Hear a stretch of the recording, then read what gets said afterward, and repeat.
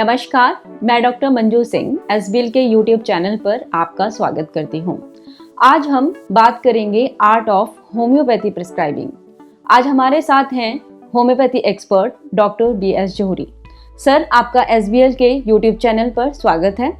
अगर आपके मन में प्रिस्क्राइबिंग से रिलेटेड कोई सवाल हैं तो आप हमें कमेंट सेक्शन में लिख सकते हैं। प्रिस्क्रिप्शन किस तरीके से दिया जाता है और यह कितना इम्पोर्टेंट होता है, आइए डिस्कस करते हैं डॉक्टर BS जोहरी के साथ।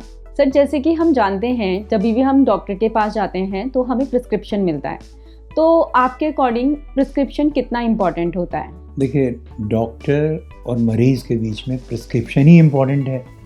पेशेंट आई हमारे पास प्रिस्क्रिप्शन के लिए रहा है, ये बात है, क्योंकि उसको ठीक होना है, उसको अपना इलाज करवाना है। होम्योपैथी में मेडिसिन को प्रिस्क्राइब करने का क्या तरीका होता है? देखिए, ये केस के ऊपर डिपेंड करता है। ये एक्यूट प्रिस्क्राइबिंग डिफरेंट है, क्रॉनिक डिजीज़ में अलग है, जेनेटिक डिसऑर्डर्स में एक अलग किस्म की अप्रोच है। तो इसमें इट डिपेंड्स, और कई बार जो बहुत टर्मिनल कंडीशंस होती हैं उनमें हम लोगों के प्रिस्क्रिप्शन डिफरेंट होते हैं। ये इस पे जो माइज़मेटिक जो प्रिस्क्राइबिंग होती है, कौन से माइज़ में पेशेंट रोल कर रहा है, उसकी डिजीज़ कौन से किस लेवल की है, इस पर डिपेंड करेगा।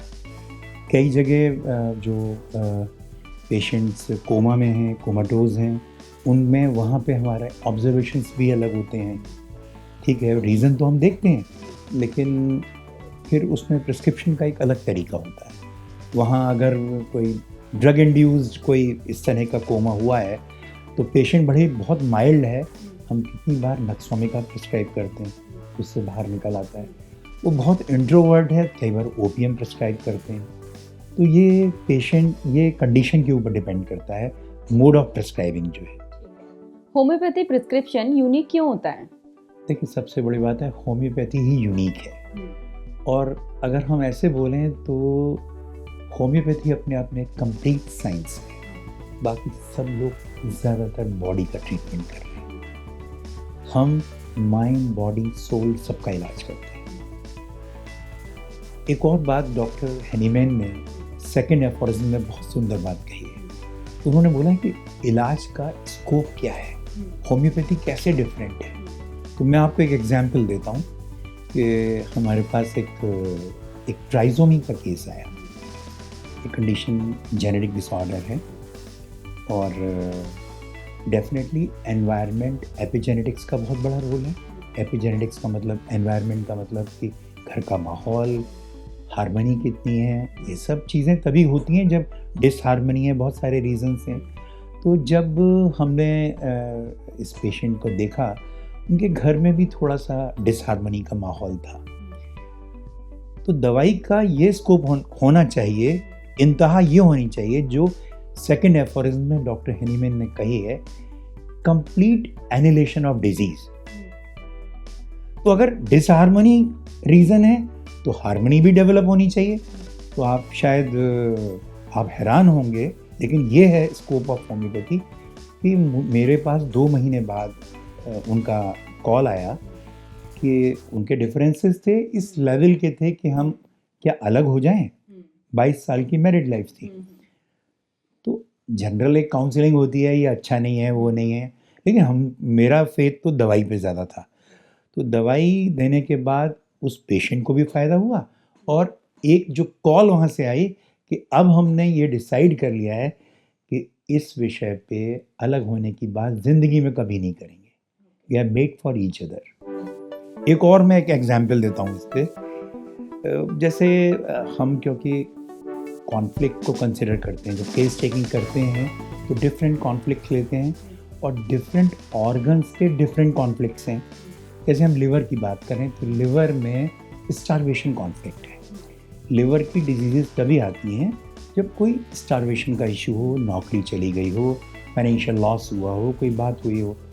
तो अगर उसमें दवाई हमने दी है तो न केवल लिवर ठीक होना चाहिए, वो जो रीज़न है, जॉब नहीं लगा है, तो वो भी लगना चाहिए। ये शायद अतिशयोक्ति लगेगी, लेकिन ये ऐसा है नहीं।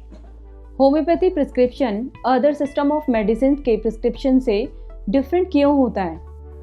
देखिए, और प्रिस्क्रिप्शन जो और जगह प्रिस्क्राइबिंग है, आजकल का तो ट्रेंड ये हो गया है कि रिपोर्ट्स देख के दवाई दे देते हैं। एक बार पेशेंट से पूछते ही कुछ नहीं है, उसको एग्जामिन कर लिया और दवाई दे दी। देखिए, हमें पेशेंट की सेंसिटिविटी को देखना होगा, ये इस मुसीबत में क्यों फंसा, ये पैथोलॉजी क्यों आई, ये बीमारी क्यों आई। तो जब हमें ये देखना है तो एक तो जो मैंने बोला कि वो स्कोप ऑफ होम्योपैथी, हमें उस कॉजेशन तक जाना है। हम जब कॉज तक जाते हैं, फंडामेंटल कॉज तक जाते हैं, तो हमारी अप्रोच डिफरेंट है उन लोगों से। वो तो अगर ब्रेस्ट कैंसर का है तो खाली सर्जरी कर देंगे या कीमोथेरेपी वो देंगे। हमें ब्रेस्ट के 2 रीजंस हैं। ब्रेस्ट का एक तो अगर कोई उनका बच्चा, किसी मदर का कोई ऐसी घटना हो गई है उसकी लाइफ में, या बच्चा परेशान है, तो माँ को एक तरह की ब्रेस्ट की अफेक्शन होगा। हस्बैंड से कॉन्फ्लिक्ट है तो डिफरेंट होगा। तो हमारी अप्रोच बिल्कुल उनसे डिफरेंट है। और हम क्योंकि कॉज को एड्रेस करते हैं, जैसे हम कोविड की बात करें, कोविड में ये लोग लंग्स का इलाज करते रहे, और सच ये था कि मैंने तो हज़ारों केसेस देखे, उसमें कारण था फियर, जो भर भर के रोज डराया जा रहा था। अच्छे पल्मोलॉजिस्ट को नहीं पता होगी ये बात कि फियर पहले लंग्स को वीक करता है, वायरस और बैक्टीरिया बाद में अटैक करता है। यही हमारा और उनसे बहुत डिफरेंस है। इसीलिए state of the art hospitals में 50 लाख लोग मर गए कोविड में, क्योंकि उनका फियर एड्रेस ही नहीं हुआ। वो हॉस्पिटल की जो आईसीयूज थे काफ़ी ओपन होते हैं, इधर मौत हो रही है, उधर मौत हो रही है, डरे हुए थे। हर पेशेंट को ये लग रहा था अब मैं गया। तो लंग्स वो रिकवरी मोड में आ ही नहीं रहे थे। तमाम स्टेरॉइड्स और कितना क्या एंटीबायोटिक्स और क्या क्या यूज़ करते थे वो लोग।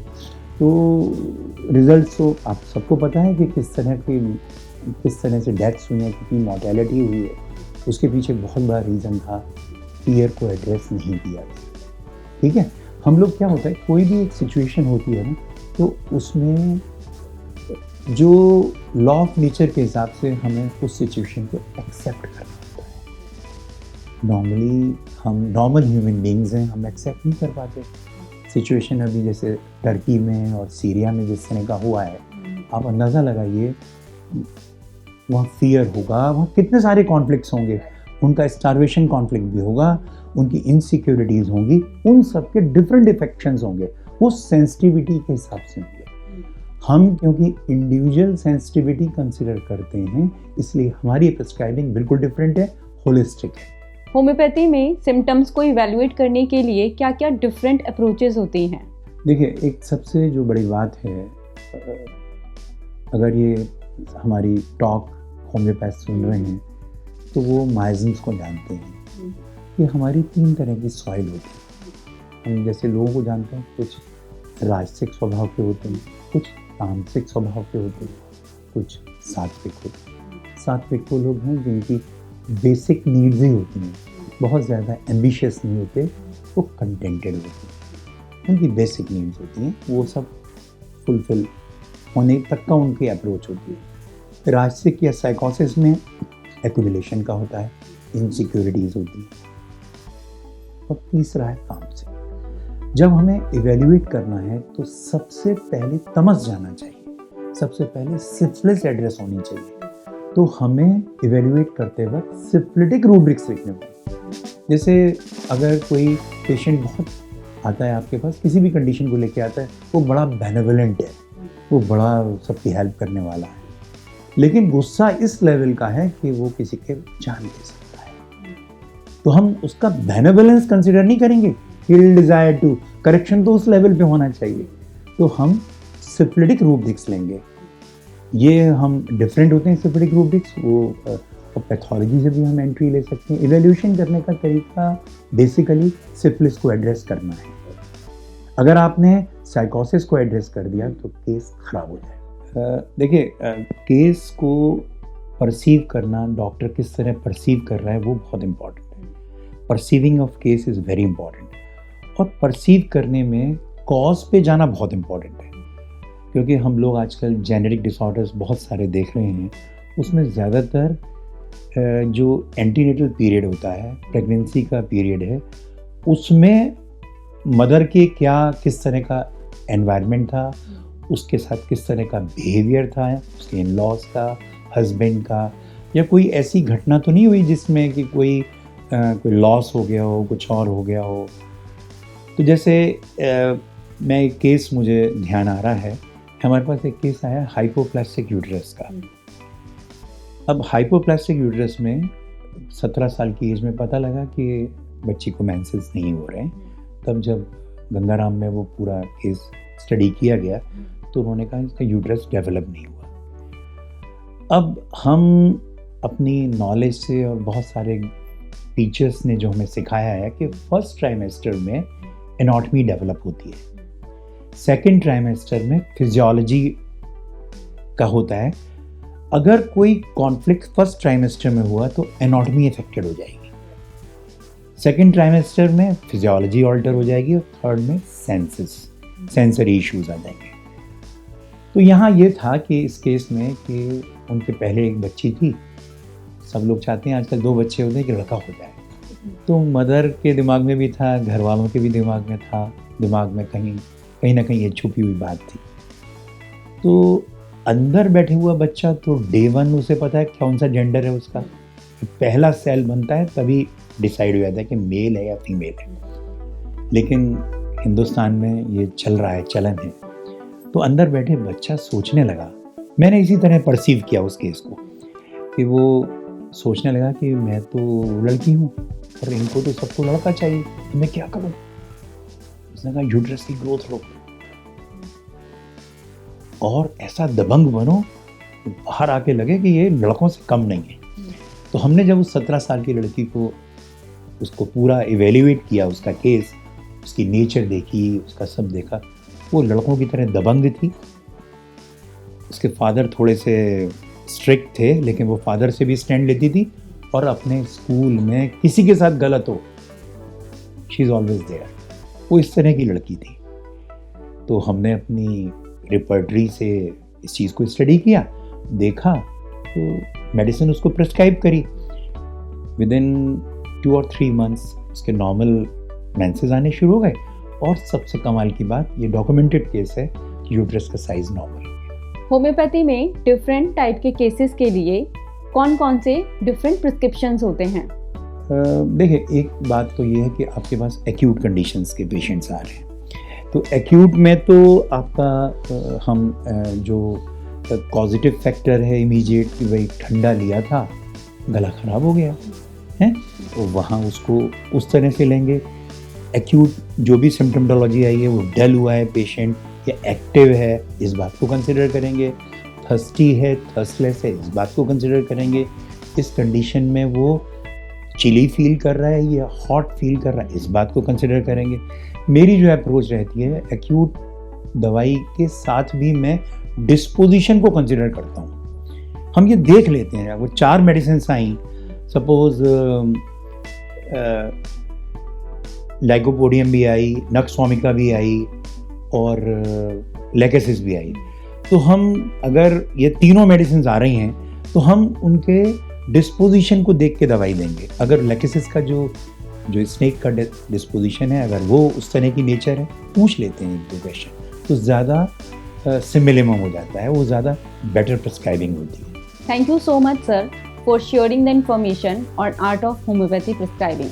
मैं उम्मीद करती हूँ कि हमारे व्यूअर्स को, डॉक्टर्स को और जो पेशेंट्स हैं, इन सभी को इससे काफ़ी इन्फॉर्मेशन मिली होगी और होम्योपैथी के बारे में कुछ नई जानकारी मिली होगी। सर, आप हमारे व्यूअर्स को कुछ मैसेज देना चाहेंगे?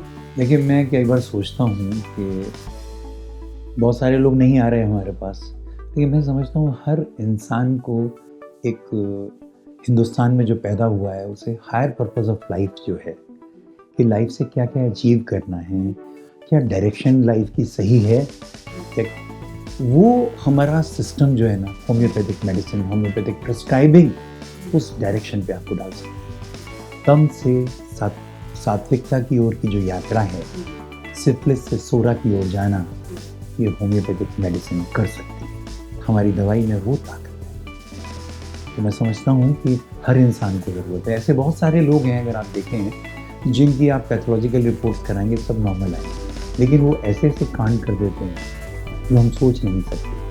आजकल न्यूज़ भी हम देखते रहते हैं, इस तरह के मर्डर्स हो रहे हैं। ये सब लोगों को इलाज की ज़रूरत है। तो मैं समझता हूँ कि हायर पर्पस ऑफ लाइफ के लिए होम्योपैथी इज अ मस्ट।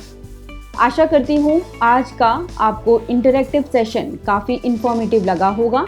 ऐसे ही और इन्फॉर्मेटिव वीडियोस को देखने के लिए आप SBL का YouTube चैनल सब्सक्राइब कर सकते हैं। धन्यवाद।